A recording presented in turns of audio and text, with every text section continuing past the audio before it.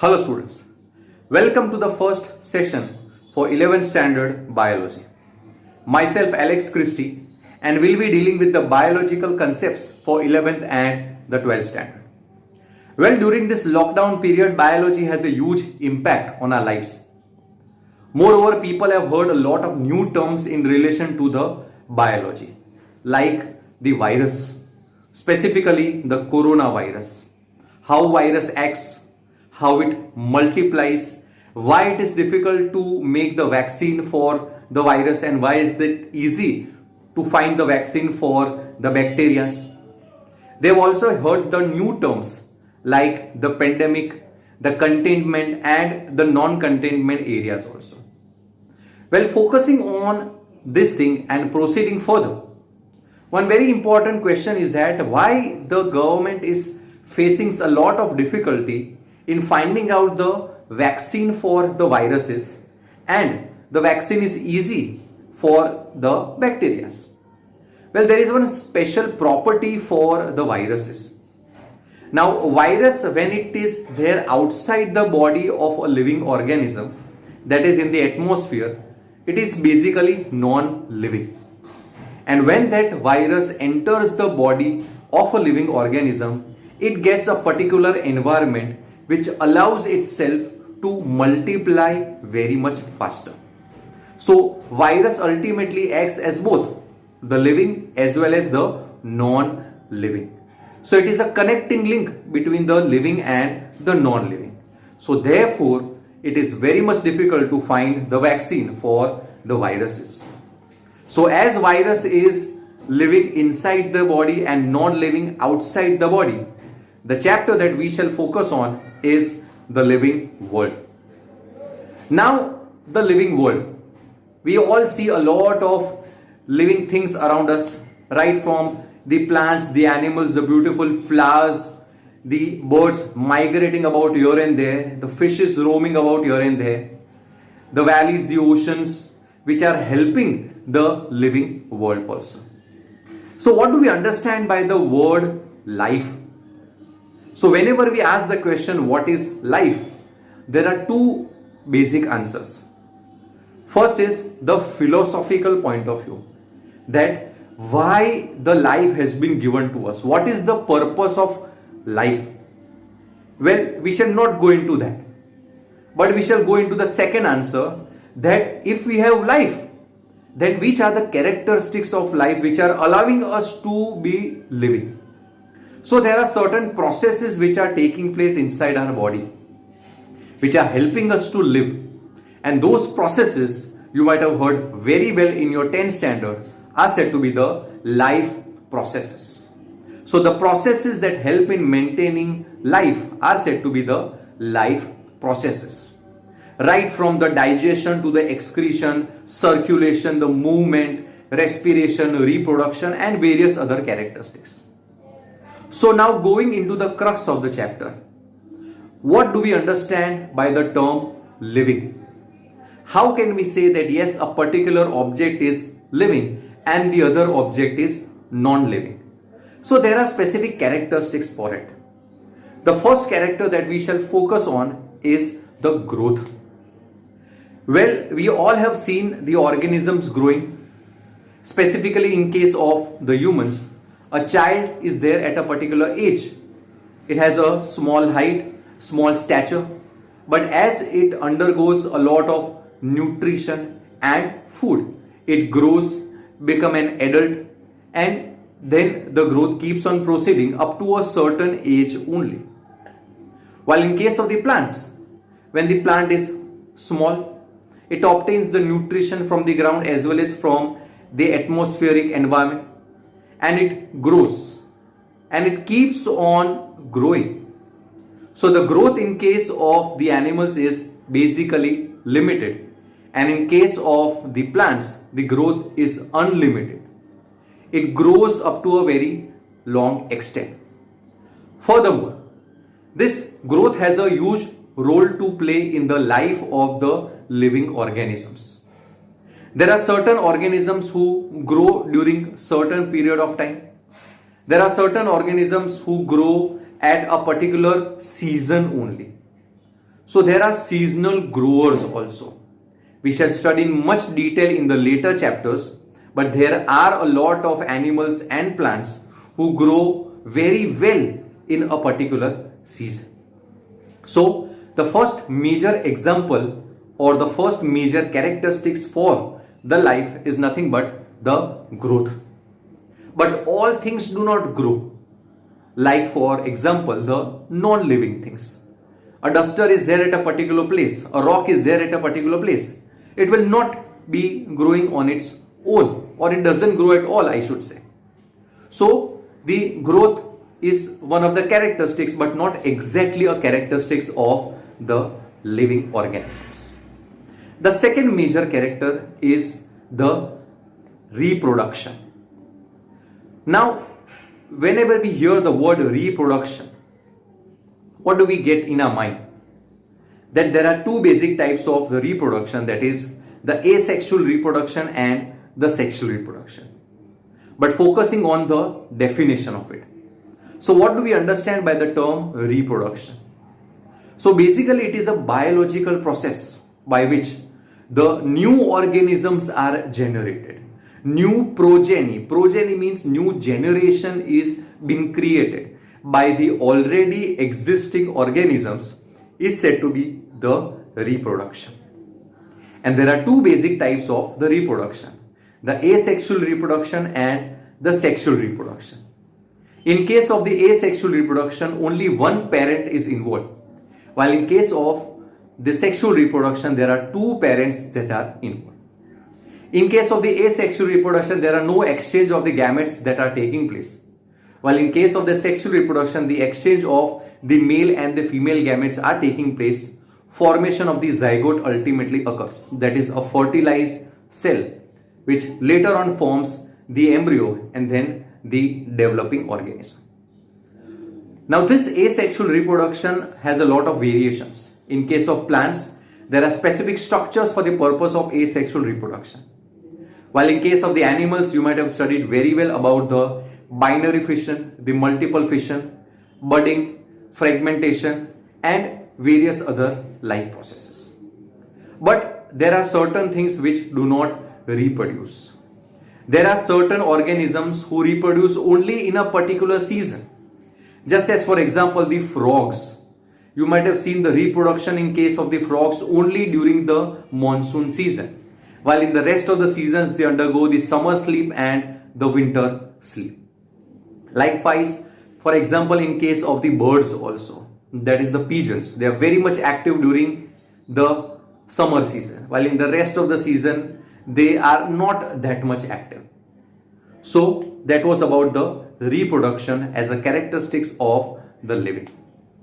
The third major character is the metabolism. Now this metabolism is nothing but the sum total of the anabolism and the catabolism. Now what is this anabolism and what is this catabolism? Now anabolism is nothing but the formation processes and the catabolism is the breakdown processes. So whenever the organism is born and it attains a particular age, at that time there are more anabolic processes, more formation processes. That is the formation of the bones, formation of the muscles and various other characteristics. So those are the anabolic processes. And after attaining a particular age, the organism starts deteriorating. That organism undergoes some sort of aging. So the bones become weak, the muscles become weak. A lot of diseases have a huge impact on the life of that organism. So there are a lot of the catabolic processes that start occurring. So the sum total of the anabolism and the catabolism is nothing but the metabolism. So our human body as well as the body of various other organisms, they take up food, and that food in our body undergoes a lot of metabolism, and that metabolic energy that is being generated, it is used for various purposes. So this metabolism is one more character for the living. The next major one is the cellular organization. Well, in case of the human body, our bodies structural and functional unit is nothing but the cells. These cells, they unite to form the tissues. The tissues further unite to form the organs. The organs further unite to form the organ systems. And all the organ systems, they work in a well coordinated manner to form a particular organism. Well, such kind of organization you will not find in case of the non-living things. And last but not the least is the consciousness. Such consciousness you will be able to find in case of the living organism. Just as, for example, you might have heard the term reflex action in your 10th standard, that whenever we touch a hot object, we automatically withdraw our hand. That is because of the reflex action, the on-the-spot action, that is the consciousness that we have. And then later on, it goes into our brain also, that is the nervous system. When to wear the sweaters, when to wear the raincoats. So all this information is because of the consciousness that we have. Whenever we are sweating, at that time we switch on the fan. During the summer or the winter season, we wear the particular clothes related to that season. So that is because of the consciousness that we have. So these are the various characteristics of the living organisms which differentiate the living and the non-living ones. Well, now let us understand all these characteristics in much detail with the help of a small animation. We all find living as well as the non-living organisms in our day-to-day life. And focusing on the living organisms, there are certain processes that are taking place inside their body which make them the living. So these processes are said to be the life processes. So there are certain characteristics of the living organisms which make them as the living. Focusing on the first one, that is the growth. In case of the multicellular organisms, the growth mainly takes place by means of the cell division, while there are variations in case of the unicellular also. Focusing on the multicellular, in multicellular, enormous amount of the cell divides, giving rise to many number of cells and the increase in the size of the organisms. While in case of the unicellular organisms, simply the cell division takes place. Well, in case of the various organisms, that is the plants, there the growth of the roots and the growth of the shoot also takes place. That is also one form of growth, but that is up to a certain extent unlimited. But in case of the humans, there is a limited growth, right from a child up to the adult stage. In case of the non-living organisms, this growth is not basically observed. Just as, for example, a rock is there at a particular place. It does not show any sort of growth, neither internal nor the external. But in case of the humans, the external as well as the internal growth ultimately takes place. So here we can say that yes, growth is a non-definitive characteristics of the living organisms. Well, the next major term is the reproduction. Reproduction is found in both the unicellular as well as in case of the multicellular organisms. In case of the unicellular, simply cell division takes place by means of the binary fission as well as the multiple fission. But in case of the higher organisms like the organisms of the animals as well as of the plants, there the reproduction takes place by the sexual means as well as by the asexual means. First is the sexual mode of reproduction, mainly taking place in case of the humans and in case of the animals. While the asexual reproduction, it takes place in various organisms. As for example, the budding which ultimately takes place in the yeast, and the fragmentation which ultimately takes place in case of the flatworms.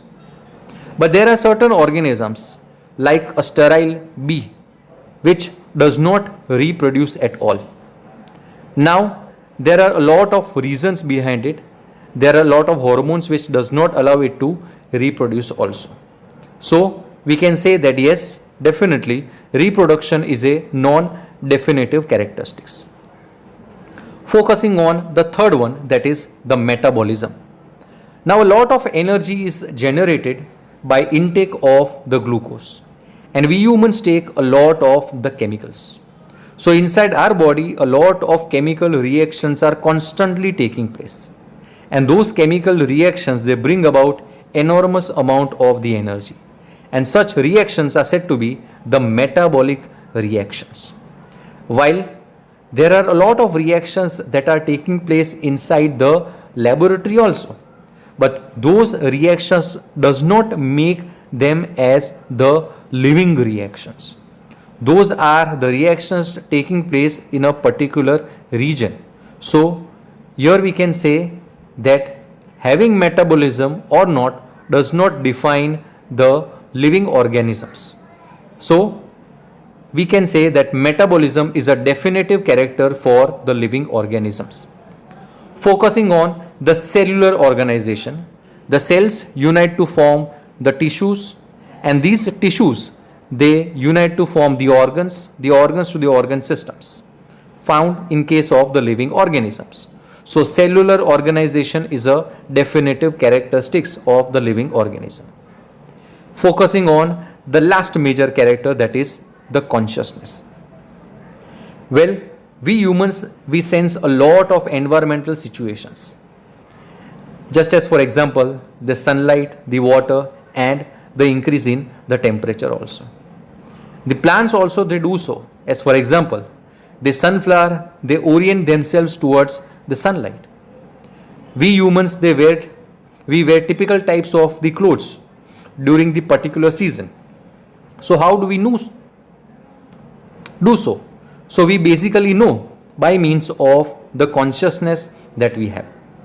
So therefore we can say that in case of the non-living organisms, there is no such sort of the consciousness. So the consciousness is also a definitive character. So therefore we can say that yes, definitely metabolism, cellular organization, and the consciousness are the definitive characteristics. So those were the basic characteristics in relation to the living organisms. Now in the next class we shall proceed in much detail with the other major diversities and few more general and important definitions. Thank you very much.